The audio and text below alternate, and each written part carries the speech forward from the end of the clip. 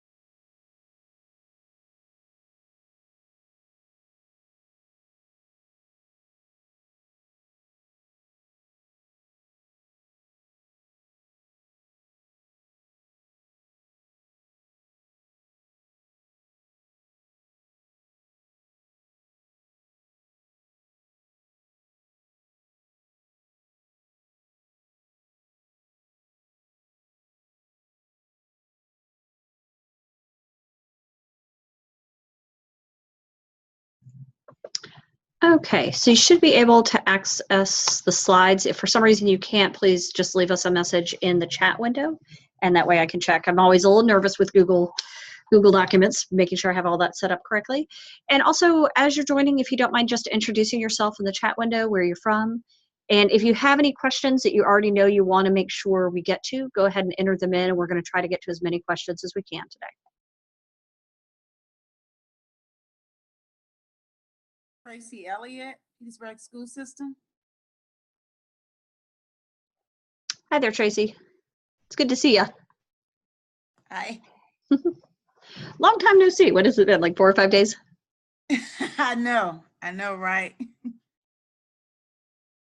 How's it going? You know, we survived the snow. It's sunny. It might actually eventually get warm. I have high hopes for spring. So, yeah, I can't wait. yeah, spring break is coming. I think that's all we've got to hold on to. Just spring break. It's coming. Oh, yeah.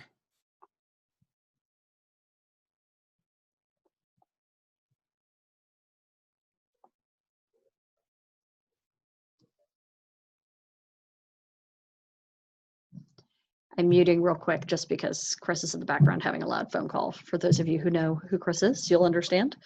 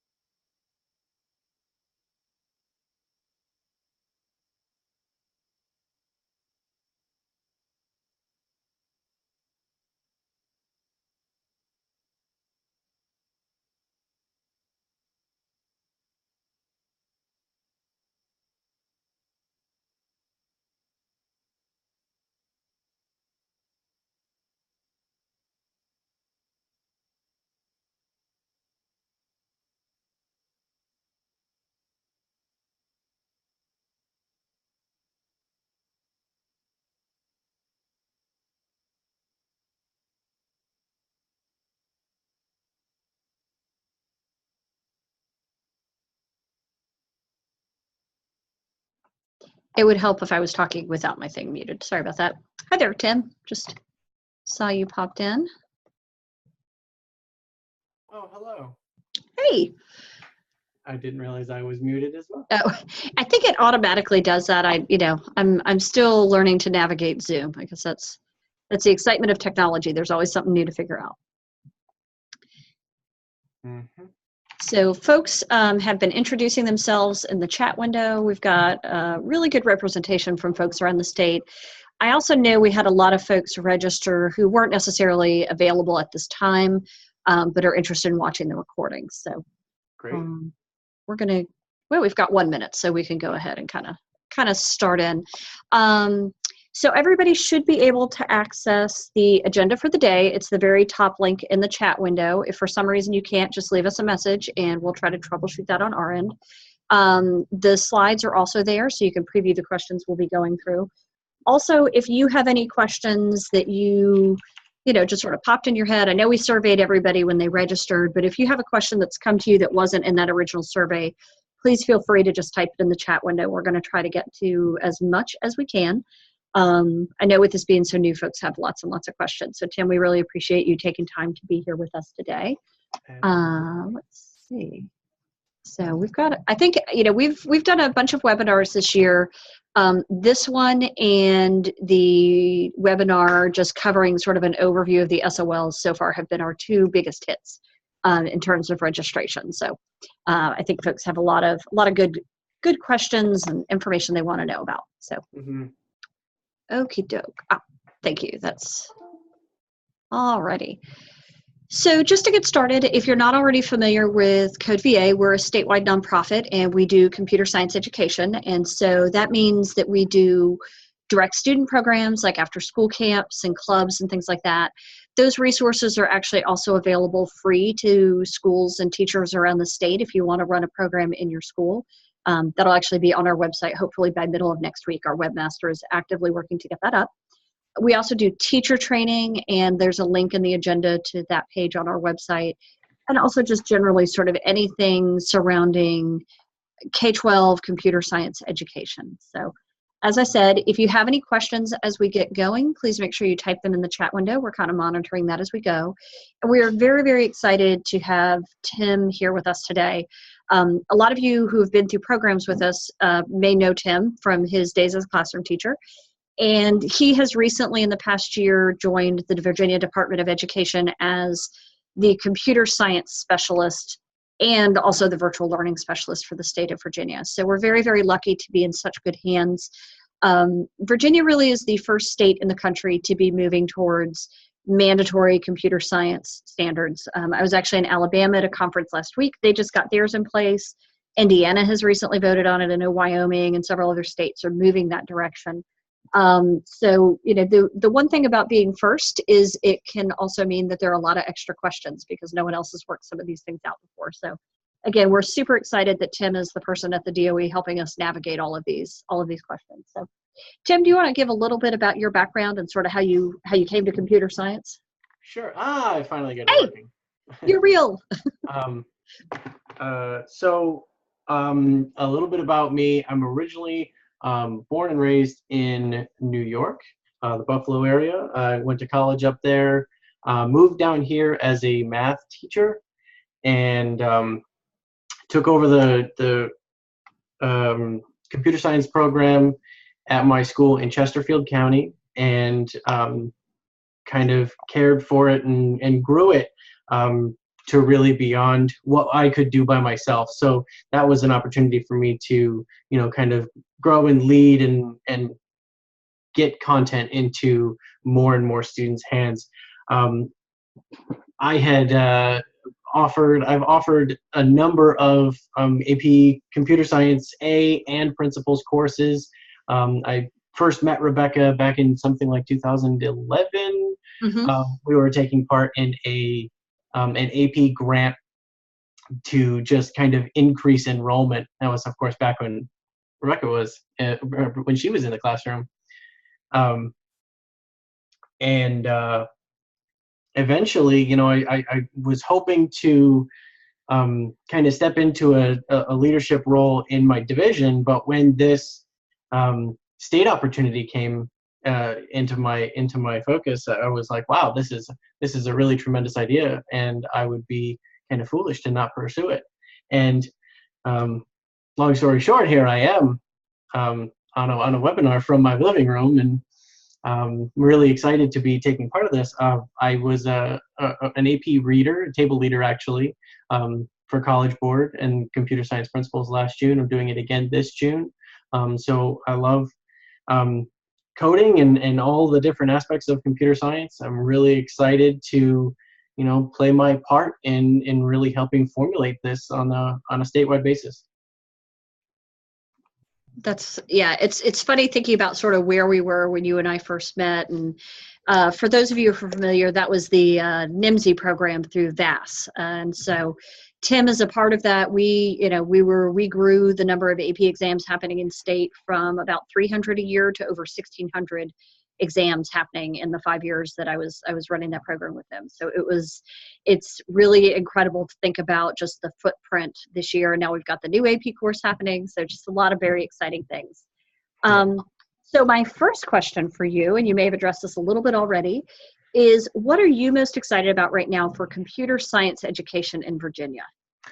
Well, the biggest thing has to come down to every conversation I've ever had with college professors and professional industry people.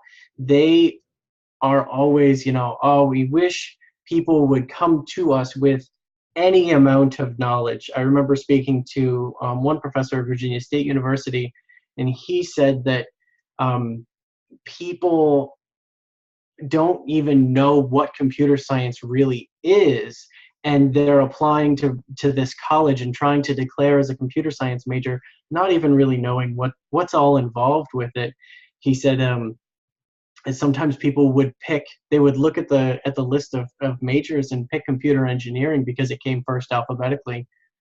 So he said, if we could just get any amount of knowledge beforehand, that would really be an incredible difference of what they really feel like they could do at that college level.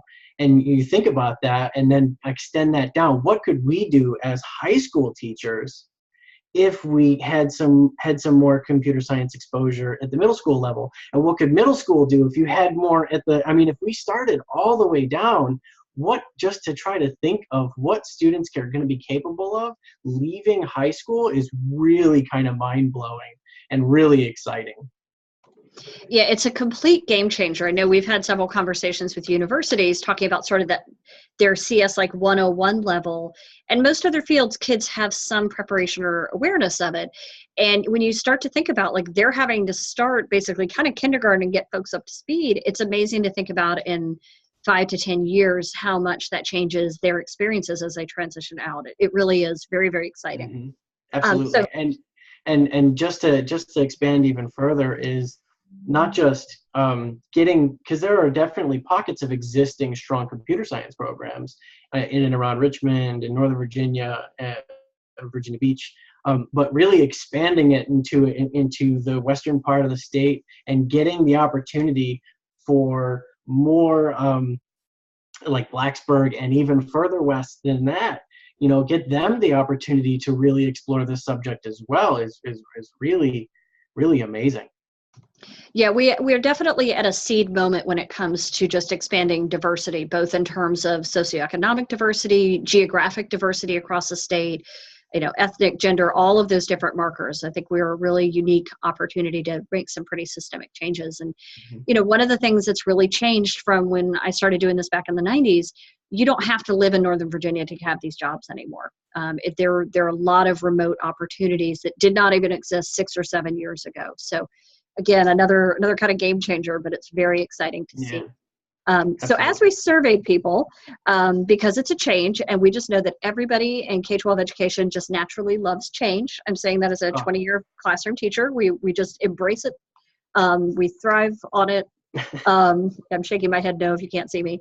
So basically when we asked folks for the questions they have about this, we got 156 responses. This was a hot button issue for folks. And there were a lot of, it's easy peasy.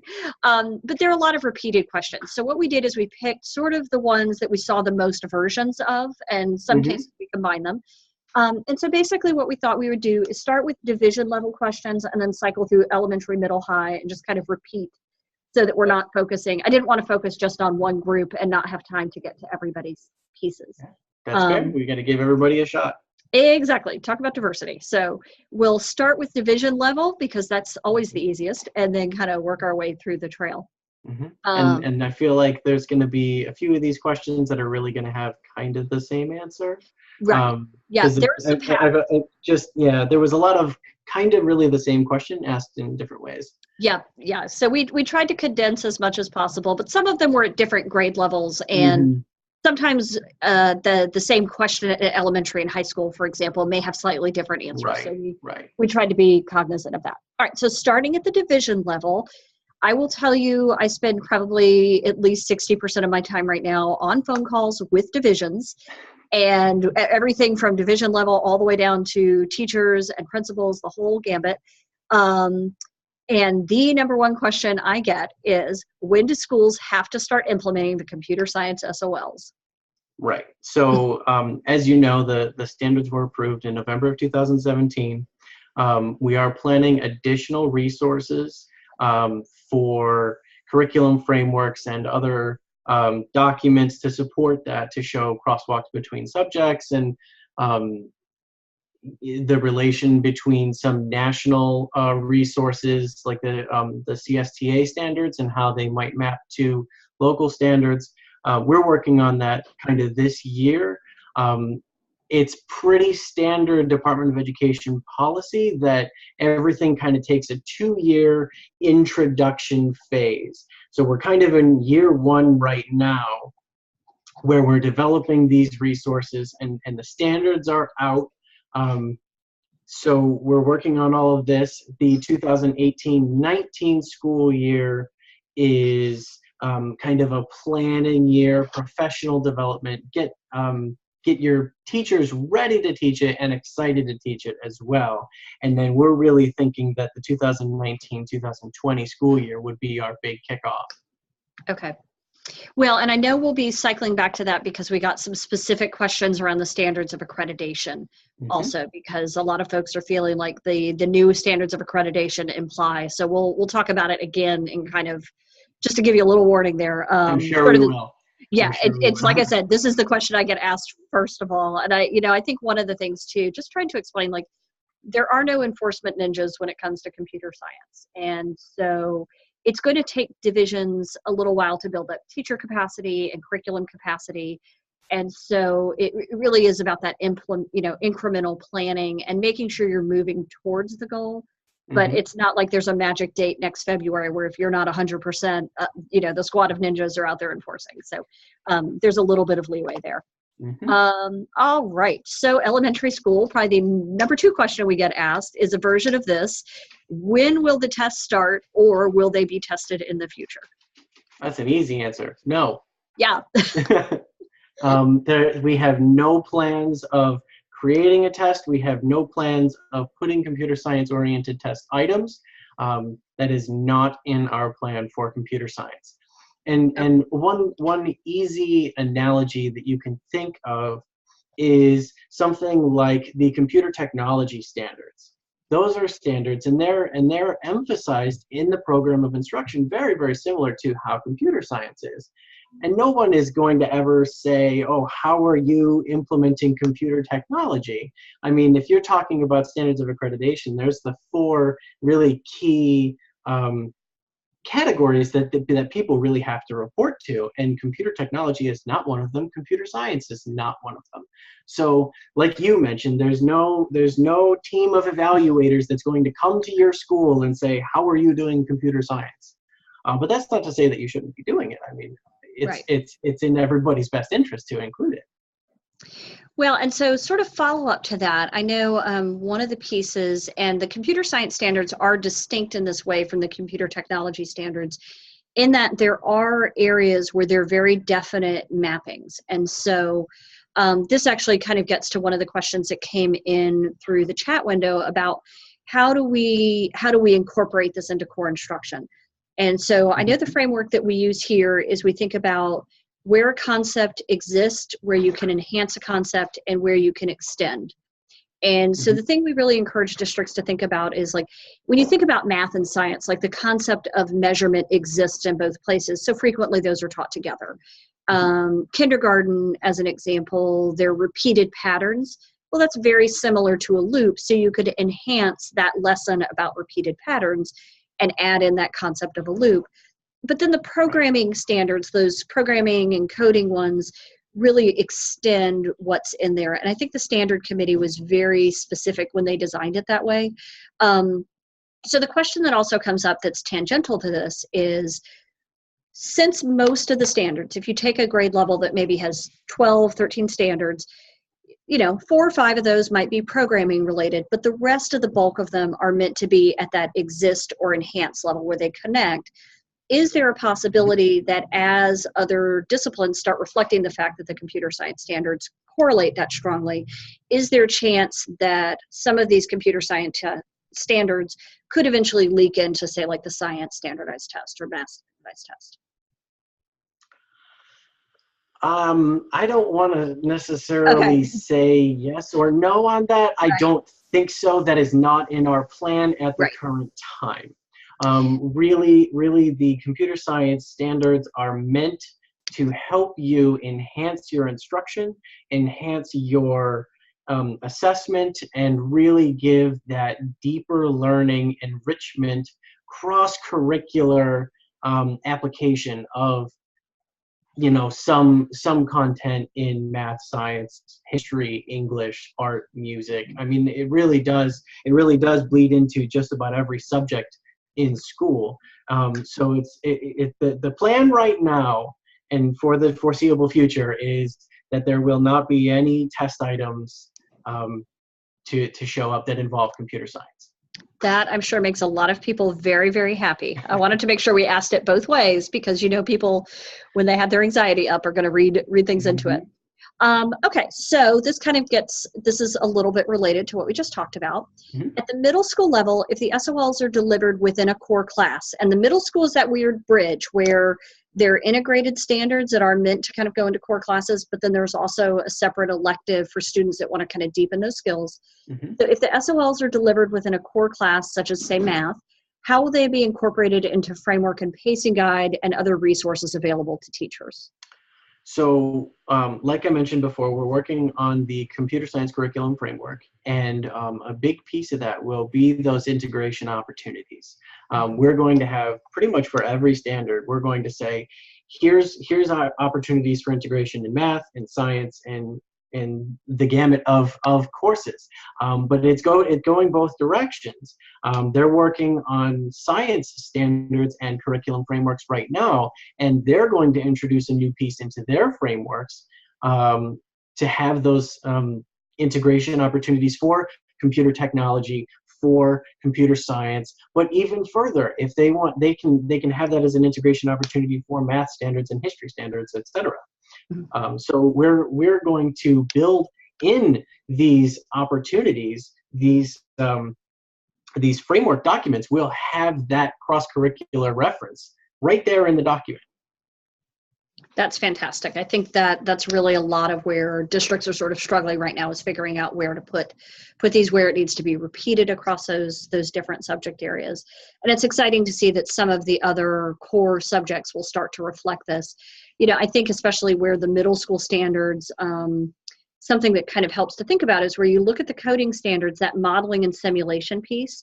That's a very close map to the kinds of things students are expected to do in science classes. And so 6th grade, they're expected to use a model to do a simulation. By 7th grade, they're supposed to modify it. And by 8th grade, they're expected to actually create models in order to run simulation and be able to discuss the difference between. So that's a great place for that correlation to happen. And it really serves to possibly deepen a lot of what they're doing in those subject areas. Yeah, and we felt that growth, specifically that growth that you mentioned, is pretty directly referenced in the computer science standards that would be correlated to it. We wouldn't want to ask a 6th grader for computer science to do something that we're not asking until 8th grade. Right. Yeah, and I think that's one of the strengths. We've gotten actually a lot of feedback from other states as they're working on standards, and ours have become one of the sort of exemplars that other folks are looking at. And that's one of the pieces of feedback we've gotten from a lot of folks around the country is they really like that scaffolding, that it's very age appropriate. I know the team paid a lot of attention to making sure that what they were asking students to do was supported in the previous years, fed into the future years. Mhm. So Mhm. they did a really good job of just building kind of that framework for us. So one of the big questions at the high school level, because by then we're talking strictly electives, and so specifically a question we get a lot is, when will specific high school course numbers and titles that correspond to middle and high school courses be available? And specifically the concern is for schools that are trying to get this into their schedules, and sometimes that can be a year-long process for them to do that. Sometimes takes a vote of your Board of Ed and all those pieces. So it's impacting what classes they can offer, and also long-term, the decisions they're making. You mentioned year 2 is that professional development year. It's hard for them to decide who to send to PD because they don't know which licensures, because unfortunately we don't have very many people across the state with the pure CS endorsements. So when can they expect those kinds of materials to be available? So we actually have the forms ready to go for the SCED numbers.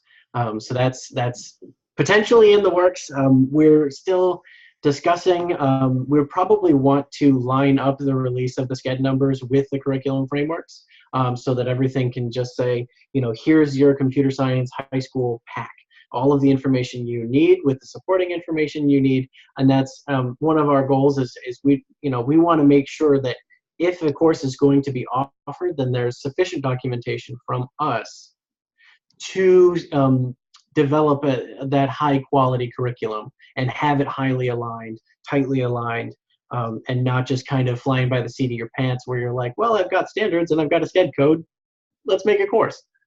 Right. So would those be available before the summer so teachers could actually start to participate in professional development and have some background as they start to develop locally, or is that later next year? I'm not 100% certain on the timeline for the turnaround of those SCED numbers. Okay. I have them ready to submit. We just need to decide when that information will become public. Gotcha. One thing that may help on this too is for districts that are interested, especially a lot of places at the high school level, it's very interesting. It's very much zoned by where you are in the state. So Virginia Beach and a lot of Northern Virginia very much traditionally aligns computer science with their math departments, a little bit of CTE, and then some of the sort of central and western part of the state, it has a heavier footprint in CTE, and a lot of that has to do with staffing and licensure. But we just recently, the Verso course numbers for AP Computer Science Principles has been added in Verso. So that is the first step. So if folks are looking to start to add those kind of in the CTE department, there are some course codes there even while we're waiting for SCED stuff to get worked out. And of course that means that those CTE licenses would be in place. So right, and endorsement numbers would that's kind of supplemental information to go along with those SCED numbers. We are looking at, and we're not looking to buck any trends as far as who gets to teach this course. Right. Like you mentioned, it's a lot of math, it's a lot of CTE, and we want to try to keep it open, who can teach this course, as long as it's still appropriate. And we don't want to end up with someone who is maybe kind of in a related field getting told by their administration it may be something that needs to happen, but we don't want someone to be like, you're teaching computer science, and they're like, I don't know computer science. Right. Which is literally how a lot of us started. Like I got pulled in the Friday before school started and told, guess what? You use the printer all the time. You're the new computer science teacher. I was like, what? Yeah. So I think having that ability to sort of plan and grow over time makes a lot of sense. And we'll have another licensure question in just a second. So. Yeah. I was about to say it, but I'll wait. Okay, well, I think we're on the same wavelength there. Yeah.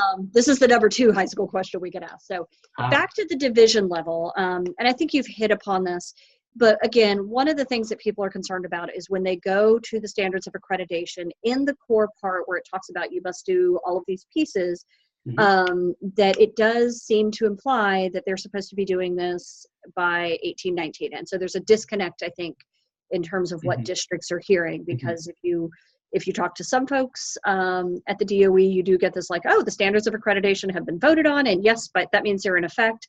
But realistically, you know, as you and I've talked about, this is the first time in 100 years we've added a completely new strand to education all the way through. And so maybe 6 months is not reasonable.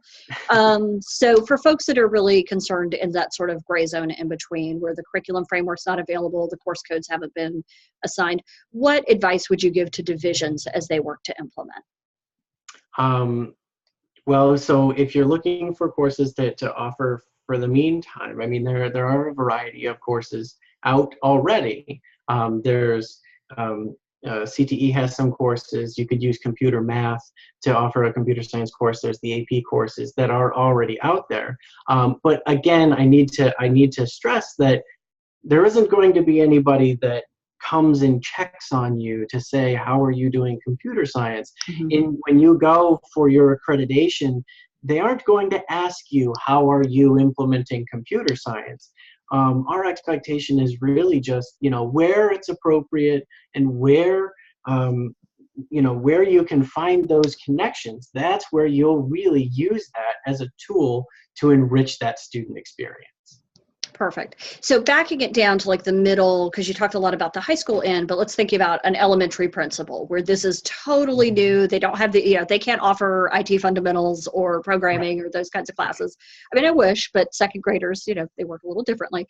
And so thinking about like an elementary school principal who might be concerned about this, is there anything they should be including as they do their accreditation piece, or we just basically, as long as they're kind of planning on it, they're good? There are the 4 core areas that will be reported on, and that's really it. I mean, there are in the program of instructions, it mentions the arts and computer technology and all these different things, and they don't go and ask. We're just expecting, and we're leaving it up to you as professionals that you will, you know, incorporate to the best of your ability. No one's going to be an expert at this immediately. And you mentioned that before. It's going to take time to get these good curricula, good lessons, good, comfortable teachers. I mean, that's a huge thing.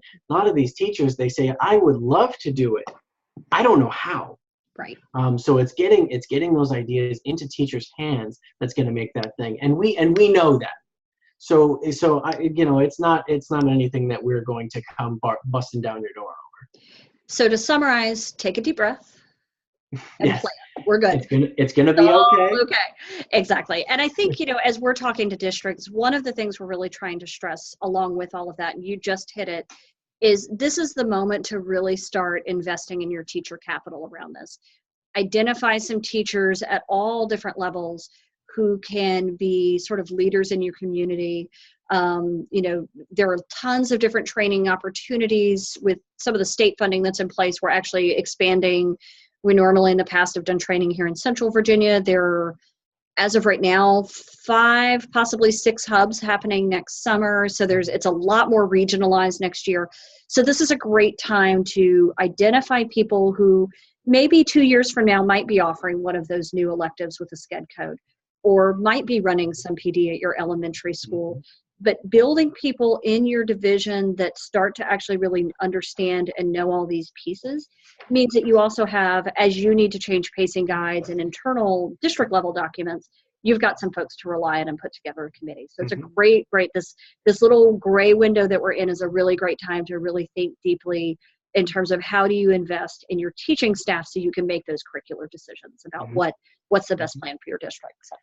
Yeah, we know pretty well what's coming, so we can take this time to try things out and see what's working and what's not.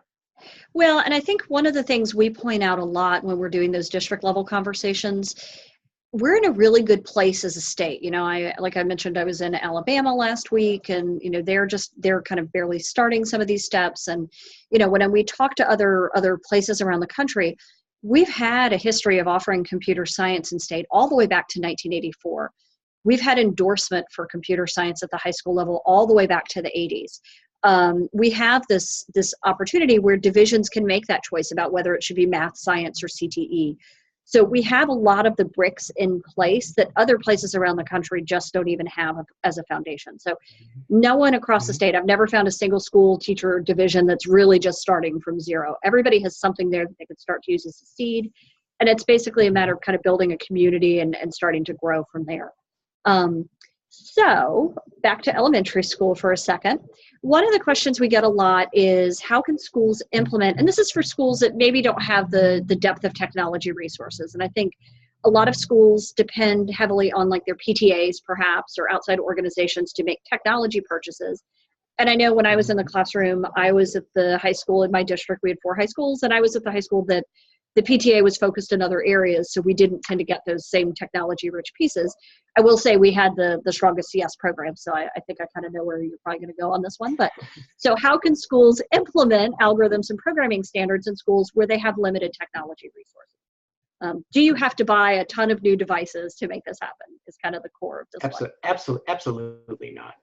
There's so much that you do in computing and computing science that's really just changing your thought process. Changing the thinking and problem solving is really at the core of what computer science is really trying to teach.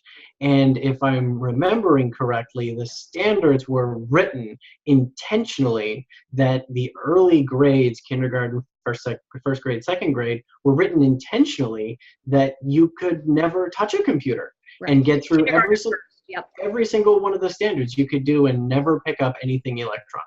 Yeah, it's not till second grade that they need to actually be coding, but they can still do it as pairs too. I think that's another really important thing for folks to know is it doesn't mean every child is on a computer X amount of time. There's no, there's no hard line there.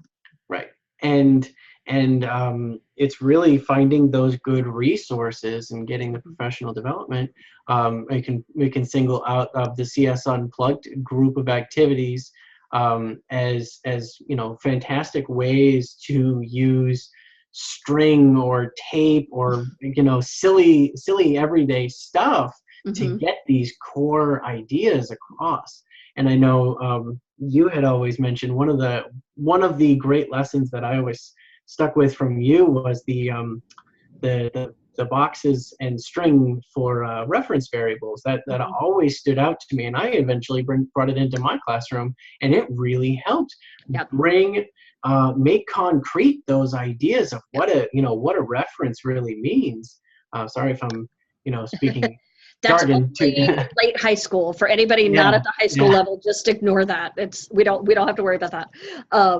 Right, but I'm saying that exactly. It was such a good way because the kids could get it and really have their hands on it, and they felt they understood it better than if they had tried to type something into a computer and watch something happen. Well, and I think too, this is something where, again, going back to that professional development and really investing in your teachers makes a difference, because having folks that really have a deep understanding of the standards and what they actually mean allows you to start thinking creatively in that way. Because, we know that kids need concrete. They need to move, they need to wiggle, they need to color, all of those pieces. And so when we think about curriculum writing and lesson writing, for us, we really try to think about, unless the use of technology is truly transforming what a child is able to do, they're probably better off not using the technology. Like, they're actually sometimes just cardboard and scissors sometimes really is the best way. I'm always into crafty stuff, but I think, and again, that PD piece, there are a lot of creative ways that you can really incorporate this in, making sure the kids are getting enough time with the technology, but really when you go through those elementary standards especially, it's very little there that even requires you have to have a computer for it, which I think a lot of folks are kind of surprised about. Oh yeah. But once you dig into it, you'll quickly see how you are already addressing these standards in what you do every day.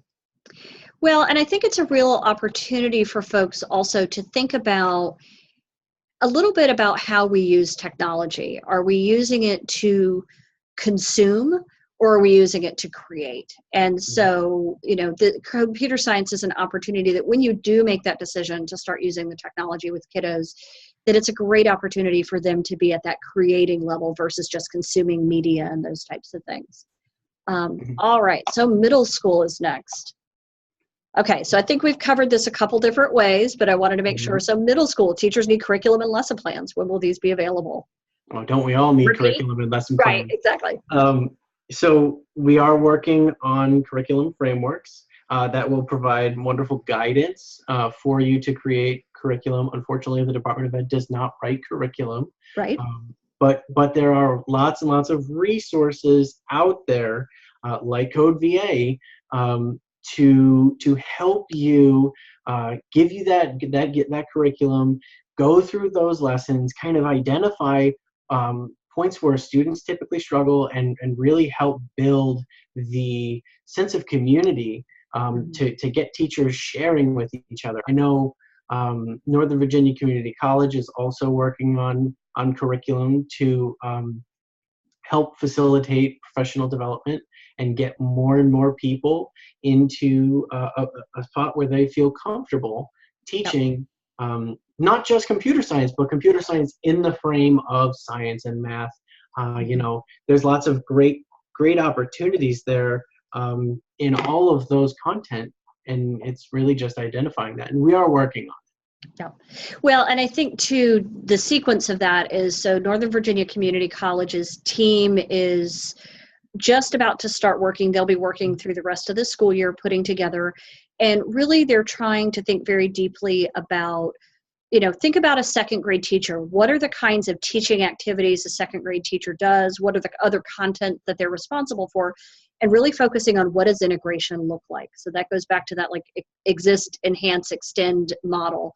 And so providing, fairly thin lesson plans. We're not talking 25 pages. I know most teachers don't like reading lots and lots of things. So fairly short, you can skim them pretty quickly just to spark ideas. And so those should be drafty by this summer. But then that gives an opportunity for them to also then be included in those curriculum frameworks too. And so that's kind of the sequence that's coming. And those are used pretty heavily when we do professional development. So, I think in particular middle school, because it's that bridge where it sort of has two things happening, that can be a little confusing. We're also hoping next year for us, just this is kind of an aside, but to actually do, right now we run an elementary coaches academy, and we've been talking with some team folks that are very expert at middle school about developing out a middle school coaches academy too. Great. But again, Virginia is always sort of funny. I go to places and I say, oh, we're local control. And people always say, we are too. And it's like, not like we are. So the fact that like curriculum writing and those direct professional development pieces don't exist, but there is still state funding to pay for those things. So we work very, very closely with the DOE to make sure that what we're doing aligns with the needs folks have. So basically, go ahead. Oh, you can finish. Oh, I was just going to say, stay tuned. So, okay. I would also encourage, though, people, secondary teachers who are interested in the AP. There are AP summer institutes held at Fairfax County Schools and William and Mary. We are encouraging people from all over the state to participate in those. Keep your eyes out for a potential assistance opportunity for funding on that. But we're really hoping to get a variety of people from all over the state involved with those AP summer institutes. And I think going back to something you hit on earlier about, sort of the next 18 months being those investment times, even if you don't have the course on the books necessarily next year, it's not a bad thing for that teacher to have a year to start to really learn the curriculum before they get started. I know a lot of us were just sort of thrown into the deep end, and while we survived, I wouldn't wish that experience on anybody else. So it's not a bad idea where, if you're looking at your middle and high school programs and are anticipating maybe 1920 is when you would start really fully offering. And I think a lot of teachers, especially if they're in the CTE realm, there are opportunities where they can start to incorporate, especially with CS principles. It just aligns so beautifully with so many different subjects. So in addition to the APSIs, we have a couple things running for that. So, you know, if you can give your teachers a little bit of leeway, it's better to kind of invest now and give them time to really start to troubleshoot and figure out, you know, just what kind of materials do they need, what kind of time do they need, all of those pieces. Right. All right. I was just saying, it's very nice to be able to look at it from that high level without necessarily needing to worry about, okay, but I need to get through the next week. Yes. And I can focus more on the bigger picture. Yep. And I think it's so rare in education where we actually have the luxury of time, right? Like this is very unusual. It's normally like it lands on your desk and you're expected to deliver an hour later. So I think we should take advantage of the opportunity when we have it. So along with that, one of the big questions we get about high school and expanding electives is the idea of licensure. And so that really can be a thorny issue depending on where things sit. So there is a new computer science praxis that has been sort of in this draft mode.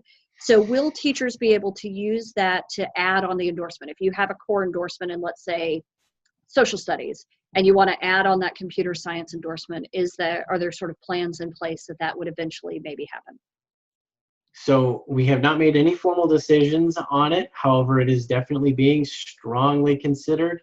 And just as a kind of a sneak peek, we don't necessarily see anything that would bar that from being eligible for obtaining the add-on endorsement. Currently, I believe it's just looking at college transcripts and looking at coursework that you've done, which is good and bad, you know, because people can end up having to take 3 separate classes to satisfy the different requirements for that.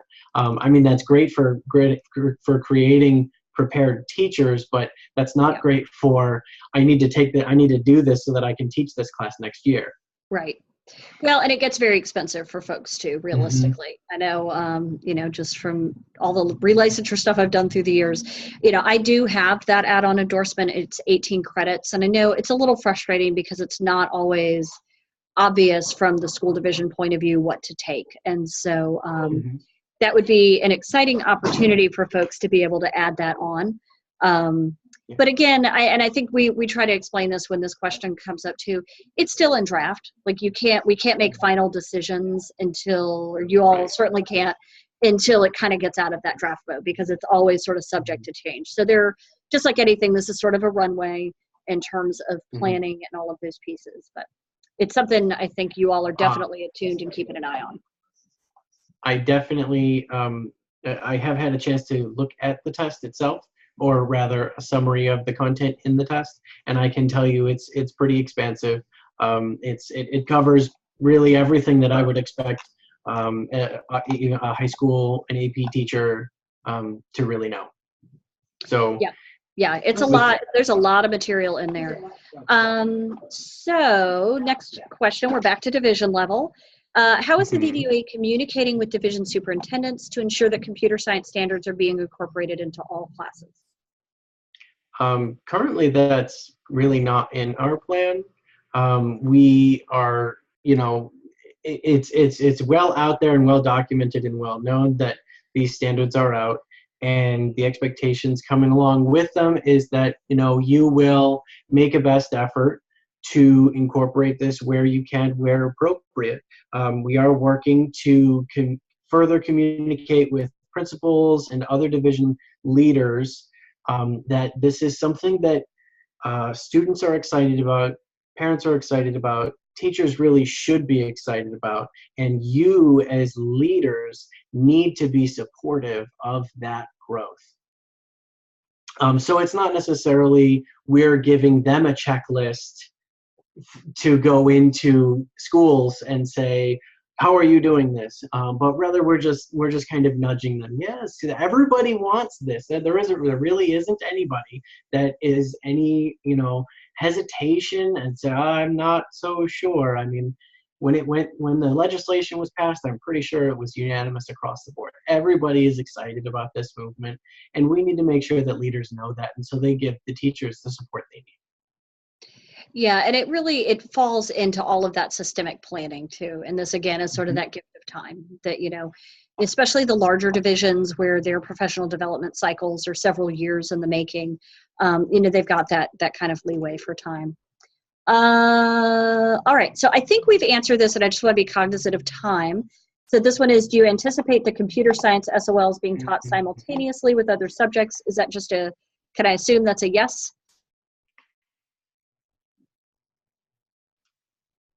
Oh, did we freeze? Really, we want. Okay. Oh, sorry, I think I froze for a second. Oh, okay. Yeah, our goal really is not you're going to have computer day or programming day or anything like that. It's I'm going to use Scratch or some other program to do things like simulate Punnett squares or have a run through of a historic World War II battle, or model the growth of an exponential function. I mean, this is an opportunity to use computer science to further really highlight those good core concepts in the other subjects. Well, and I think of, I started off life as a math teacher, as did you. We're still sort of recovering.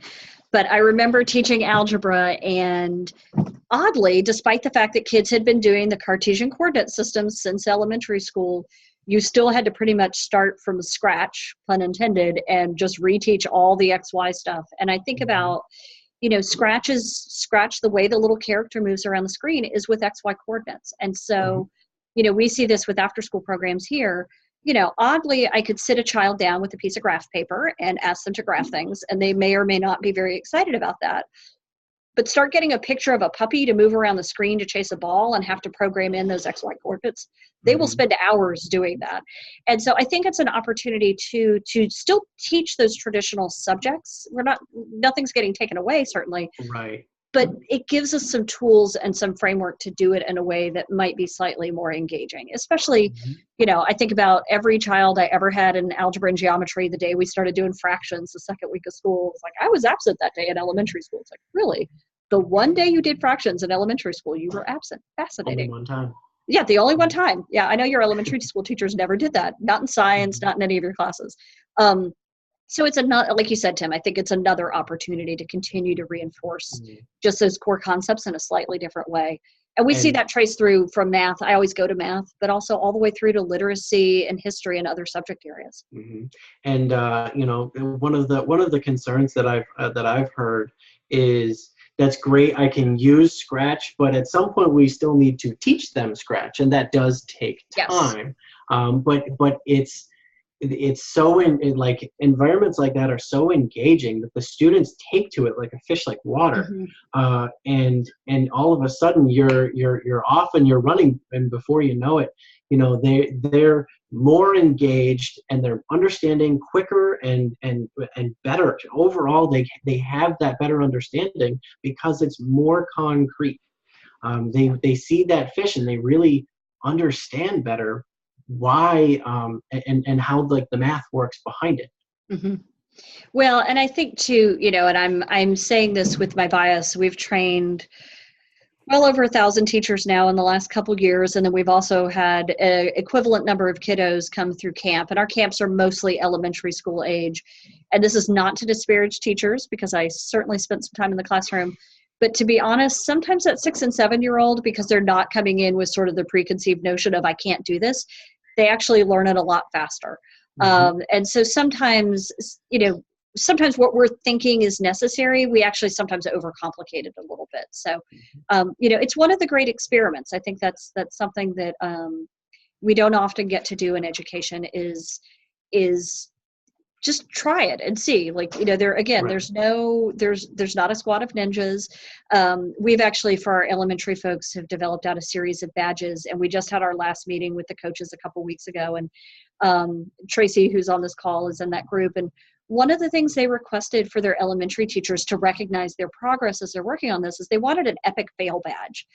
And it was really interesting listening to them talk out why they wanted an epic fail badge. And it really went down to, they wanted to encourage their teachers to model the kind of persistence that we want our students to model as they go through school too, that it's okay to make a mistake, that, sometimes you're going to plan something and maybe it doesn't work that first time, but it's a real opportunity for us as educators to model that type of persistence, that lifelong learning, that problem solving, that really are going to define the careers that our students go off into. Like, the working world has dramatically changed and will continue to change through the lens of computer science. So it's a real opportunity for us to sort of experience what they may eventually experience also. So, all right. So we are at about 12 minutes left. We have one question in the chat window. And Libby, are you comfortable asking the question out loud? I know we covered part of it, but I'm sure we haven't hit the whole thing. So is that something?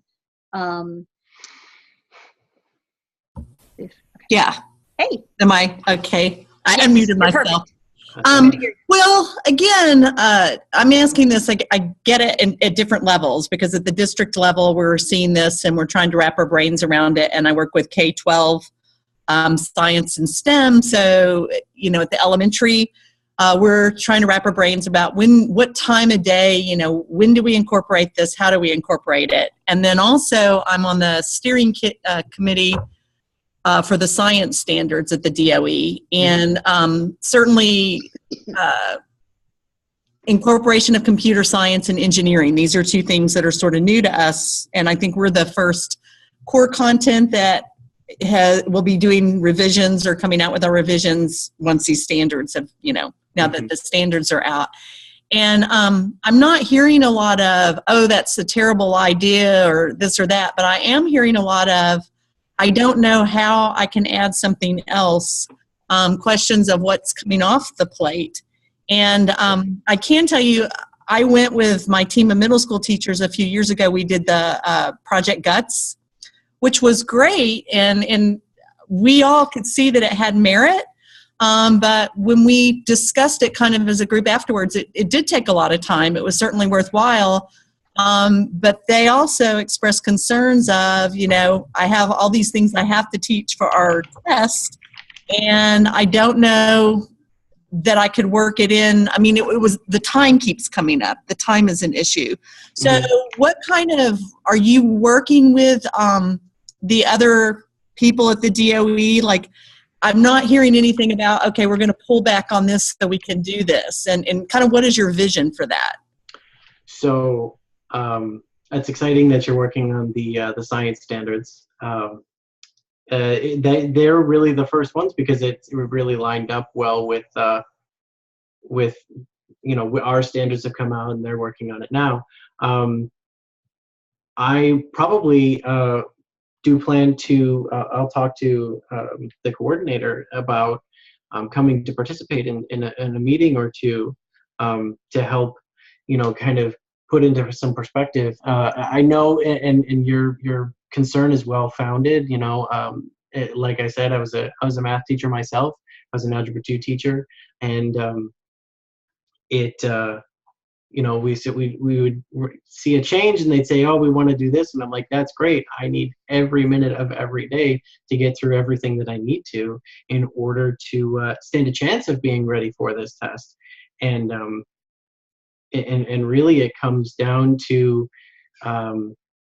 you know, finding the appropriate opportunities to enrich that that content. And we don't, like I said before, we don't want to teach this computer science in a vacuum. We don't want to do computer, and you mentioned Project Guts. It really, it is a tricky thing, but once you find the good applications of it, I think that it will it'll kind of work itself out almost. And another thing to consider is, you know, we've got this new motion at the Department of Education called the Profile of a Virginia Graduate, and this really plays into that, where we're going with less testing instead of you know, every single course and you know, every single year had a verified credit with it that ended with a test. So, you know, with this Profile of a Virginia Graduate is really intended to give you an opportunity to have a bit more flexibility to cover the things and enrich in the ways that you see best.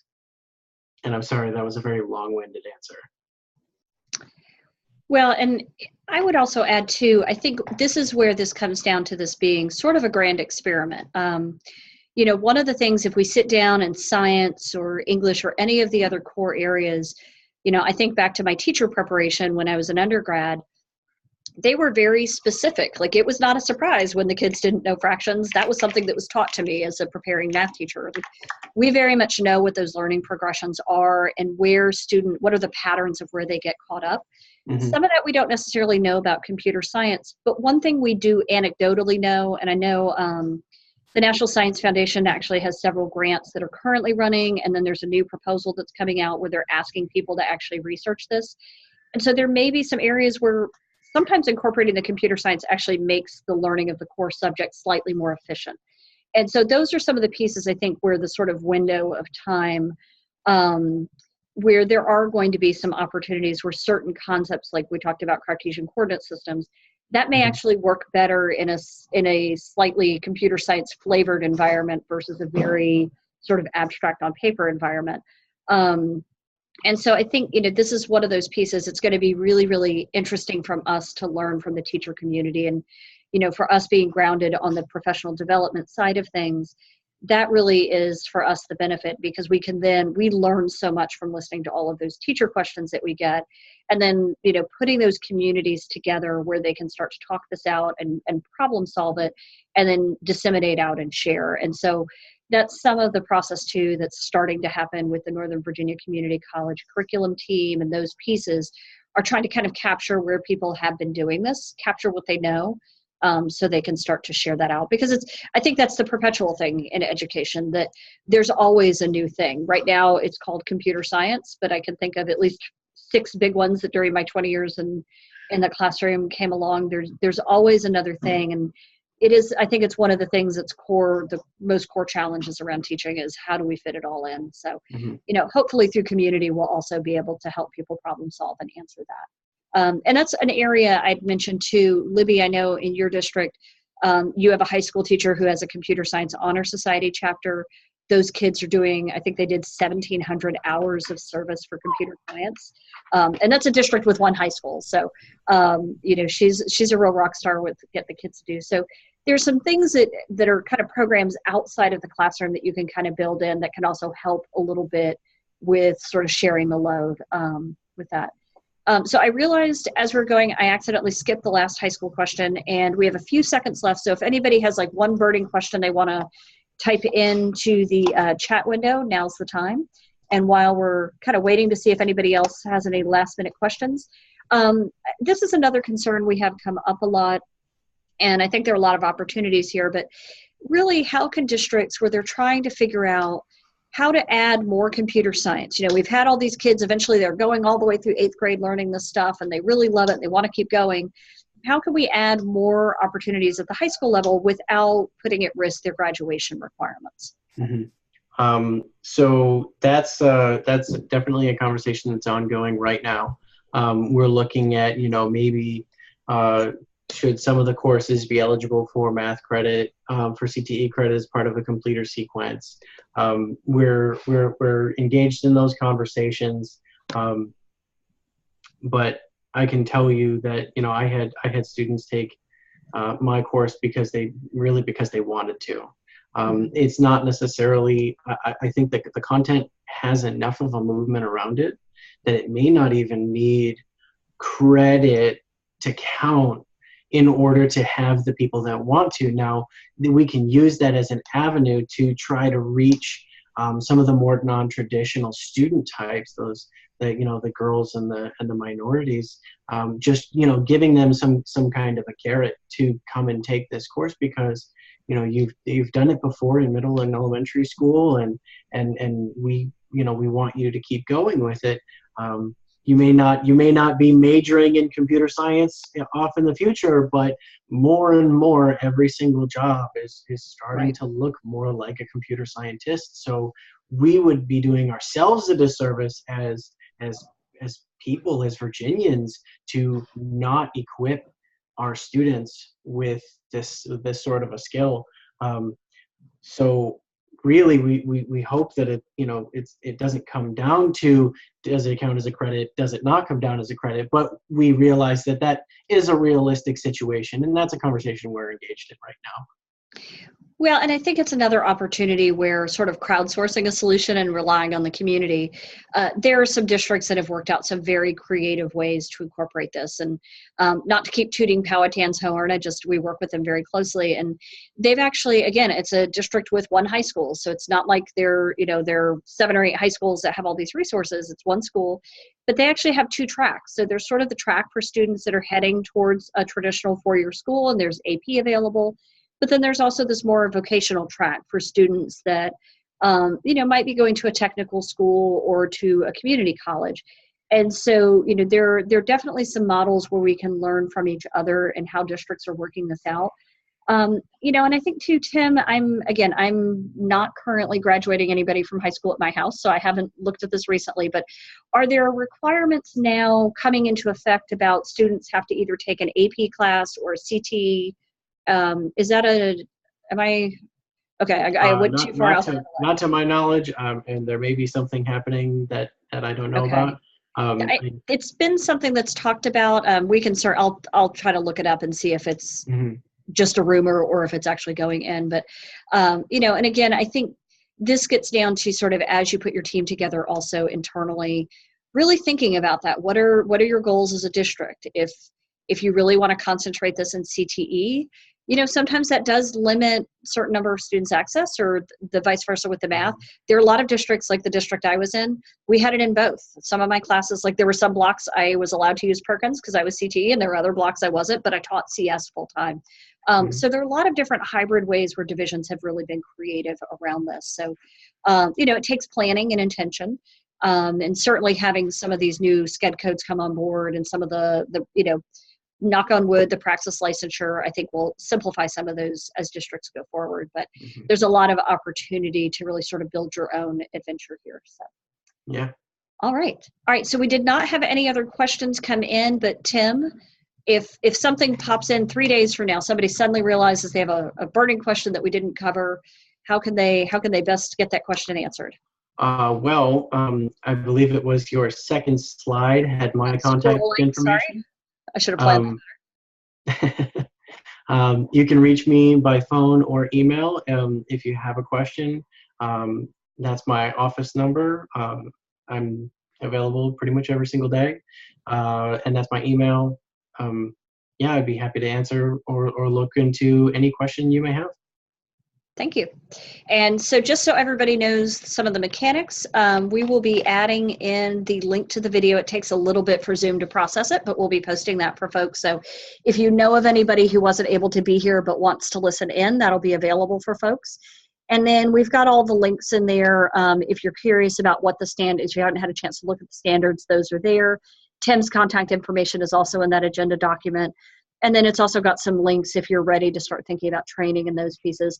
Our next webinar is going to be on April 12th. We'll be focusing on the Elementary Coaches Academy, and that link should be up later in the week. Honestly, I'll blame the snow day. We did not get everything done this morning that we had hoped to. So that should be up Monday or Tuesday, and we'll shoot that out to everybody. So in the meantime, thank you all for being here. We really appreciate it. It's I think, just breathe. It's sort of the theme that I'm hearing. Everything will be okay. We got a lot of support coming, and just breathe and we'll get you through. So, all righty. All right. Thank you, everybody. Thank you very much. Have a good night.